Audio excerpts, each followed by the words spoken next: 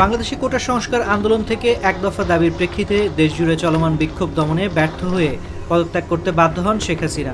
শেষ পর্যন্ত বল প্রয়োগ করে হলেও ক্ষমতায় থাকতে চেয়েছিলেন বাংলাদেশের এই সাবেক প্রধানমন্ত্রী, কিন্তু বিক্ষোভের চাপ এতটাই তীব্র ছিল যে তিনি তা সামলাতে পারেননি।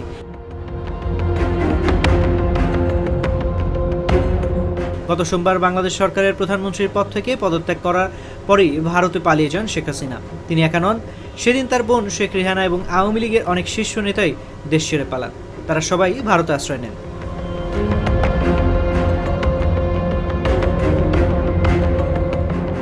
এদিকে বৃহস্পতিবার ইন্ডিয়া টুডের এক প্রতিবেদনে দাবি করা হয়েছে যে শেখ হাসিনার সঙ্গীরা নতুন কোনো দেশে আশ্রয়ের উদ্দেশ্যে ভারত ছাড়তে শুরু করেছেন। সরকারের শীর্ষ কিছু সূত্র ইন্ডিয়া টুডেকে এই তথ্য নিশ্চিত করেছে, তবে তারা কে কোন দেশে যাচ্ছেন সে বিষয়টি স্পষ্ট